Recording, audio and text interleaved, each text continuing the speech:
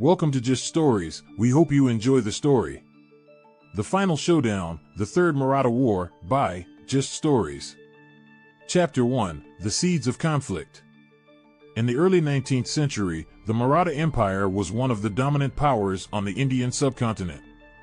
Ruled by a confederacy of powerful regional leaders, the empire controlled a vast territory that spanned much of western and central India. However, by the 1810s, the Maratha Empire was facing significant challenges that would ultimately lead to its downfall. In this chapter, we will explore the factors that contributed to the outbreak of the Third Maratha War, including tensions between the Maratha Empire and the British East India Company, as well as internal conflicts within the Maratha Empire itself. One of the primary factors driving the conflict was the growing influence of the British East India Company. Although the company had initially been granted permission to trade in India by the Mughal emperor, it had gradually expanded its power and territory through a combination of military force, diplomacy, and economic influence. By the early 19th century, the British had established control over much of eastern and southern India, and were beginning to encroach on Maratha territory as well. This expansion led to tensions between the Maratha Empire and the British East India Company. The Marathas saw the British as a threat to their sovereignty and independence, and were deeply suspicious of their motives. Meanwhile, the British viewed the Marathas as a potential rival and obstacle to their continued expansion in India. In addition to these external pressures, the Maratha Empire was also facing internal conflicts and divisions. The confederacy of regional leaders that made up the empire was often at odds with one another, and there was no clear central authority to provide unity and direction. This made it difficult for the Marathas to mount a coordinated response to the British threat. Furthermore, the Marathas were facing economic challenges, as the British East India Company's control over trade and commerce had disrupted traditional patterns of commerce and exchange. The Maratha nobility, who had traditionally relied on revenues from land ownership and taxes, found themselves struggling to maintain their wealth and influence in the face of these changes.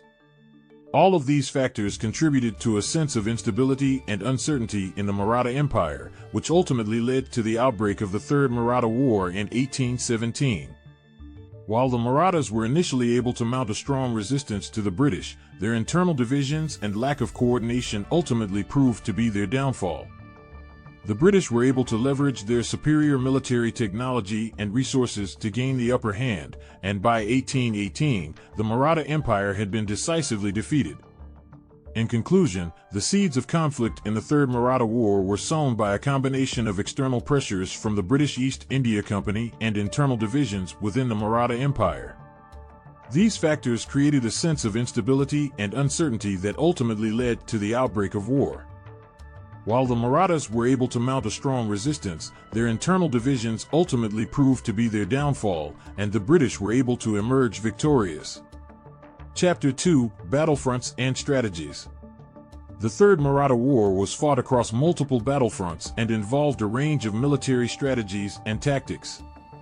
In this chapter, we will explore the key battlefronts of the conflict, the strategies employed by both the Maratha Empire and the British East India Company, and the major battles and skirmishes that took place. The conflict was fought across three main theaters: northern, western, and central India.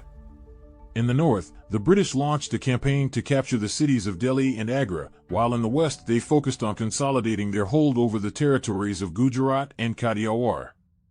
In central India, the British faced their most significant opposition, as the Maratha armies launched a series of offensives aimed at expelling the British from their territories. One of the primary strategies employed by the Maratha Empire was to wage a guerrilla-style war against the British. This involved utilizing their superior knowledge of the terrain and their ability to move quickly and efficiently to launch surprise attacks on British forces. The Marathas also made use of fortifications and defensive positions to protect their territories and resist British advances. The British, on the other hand, relied heavily on their superior military technology and organization. They utilized artillery and musket fire to devastating effect, often overwhelming the Maratha armies with their firepower. They also employed scorched earth tactics, destroying villages and crops to deprive the Marathas of food and resources. One of the most significant battles of the conflict was the Battle of Corgaon, fought in January 1818. Here, a small force of British soldiers, mostly made up of Mahar and Dalit troops, successfully held off a much larger Maratha army. The victory at Corgaon was a significant morale boost for the British and marked a turning point in the conflict.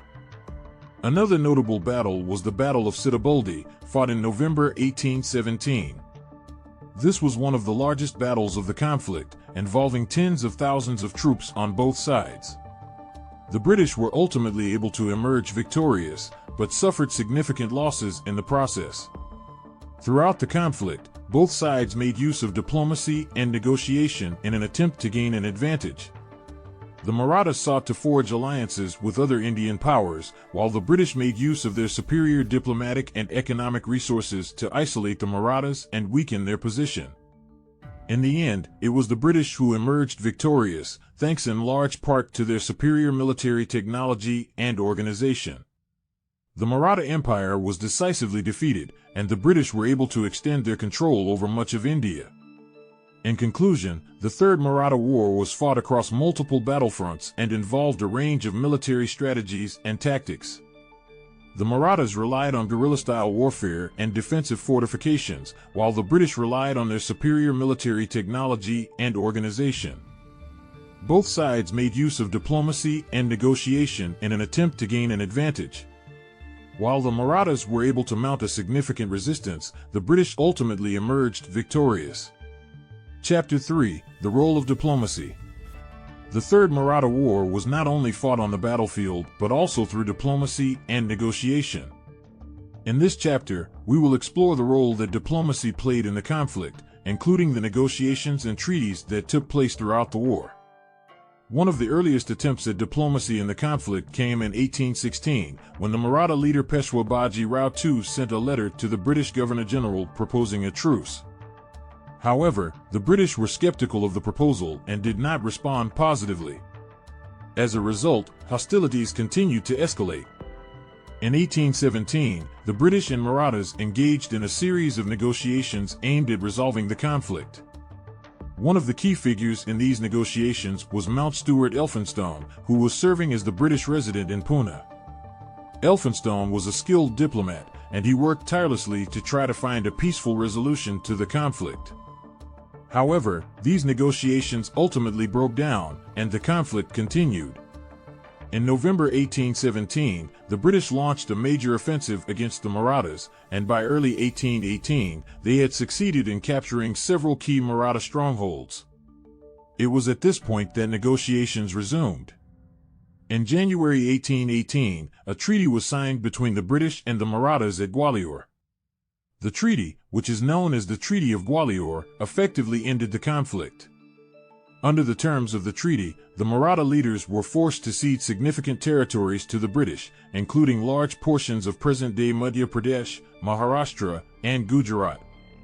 They were also required to disband their armies and pay large sums of money as reparations. The Treaty of Gwalior was significant for several reasons. First, it effectively ended the Maratha Empire as a political and military power. Second, it marked a significant expansion of British control over India. Finally, it set the stage for future conflicts between the British and other Indian powers. In conclusion, diplomacy played a significant role in the Third Maratha War. While attempts at negotiation were initially unsuccessful, the Treaty of Gwalior ultimately proved to be a decisive moment in the conflict. The treaty effectively ended the Maratha Empire as a political and military power and marked a significant expansion of British control over India. Chapter 4: Impact on the Maratha Empire. The Third Maratha War had a significant impact on the Maratha Empire, both in the immediate aftermath of the conflict and in the long term.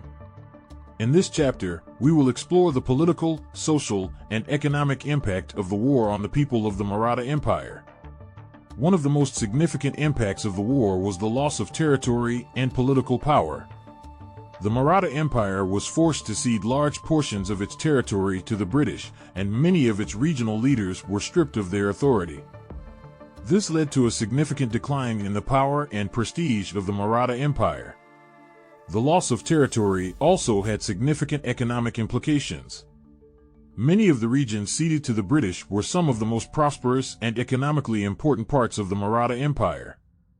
The loss of these regions led to a decline in trade and commerce and had a significant impact on the livelihoods of many people in the empire.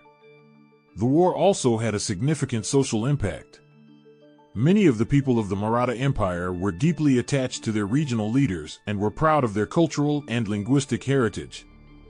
The loss of political power and the imposition of British rule led to a sense of dislocation and alienation among many people in the empire. Furthermore, the war led to significant displacement and migration. Many people were forced to flee their homes and communities as a result of the conflict and were left without a place to go. This led to significant social disruption and upheaval. In the long term, the impact of the war on the Maratha Empire was profound. The loss of territory and political power marked the beginning of the end for the Maratha Empire as a significant political and military power. It also paved the way for the expansion of British control over India, which would ultimately lead to the establishment of British colonial rule. The war also had a lasting impact on the political and social consciousness of the people of the Maratha Empire. The sense of loss and dislocation created by the conflict contributed to the growth of a nationalist consciousness and a desire for political independence. In conclusion, the Third Maratha War had a significant impact on the Maratha Empire, both in the immediate aftermath of the conflict and in the long term. The loss of territory, political power, and economic prosperity had a profound effect on the people of the empire and paved the way for the expansion of British control over India. The war also had a lasting impact on the political and social consciousness of the people of the Maratha Empire, contributing to the growth of a nationalist consciousness and a desire for political independence. Chapter 5: Legacy and Significance. The Third Maratha War was a significant event in the history of India, and its legacy continues to be felt to this day.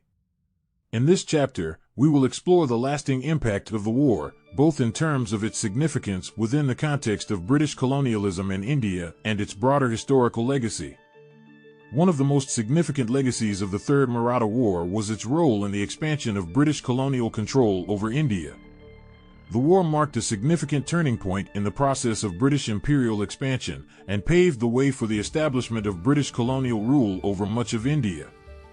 The conflict also demonstrated the effectiveness of British military technology and organization, which would be used to devastating effect in future conflicts. The war also had a significant impact on the political and social consciousness of the people of India. The loss of political power and the imposition of British rule contributed to the growth of a nationalist consciousness and a desire for political independence. This sense of nationalism would eventually lead to the Indian independence movement, which would ultimately result in the establishment of the Republic of India. The legacy of the Third Maratha War is also felt in the cultural and linguistic heritage of the Maratha Empire. Despite the decline of the empire, the Maratha people have retained a strong sense of cultural and linguistic identity, which has contributed to the rich diversity of Indian society. The war is also significant from a broader historical perspective. It serves as an example of the ways in which European powers used military force to extend their control over much of the world, and the long-term impact of these actions on the societies and cultures they encountered. Finally, the Third Maratha War serves as a reminder of the human cost of war. The conflict resulted in significant loss of life and displacement, and had a profound impact on the lives of countless individuals and communities. In conclusion, the Third Maratha War was a significant event in the history of India, and its legacy continues to be felt to this day. It marked a turning point in the process of British imperial expansion and had a lasting impact on the political, social, and cultural consciousness of the people of India. The war also serves as a reminder of the human cost of conflict and the ways in which it can shape the course of history. Thank you for watching our story. Don't forget to like, share, and subscribe, so you don't miss out on our next video.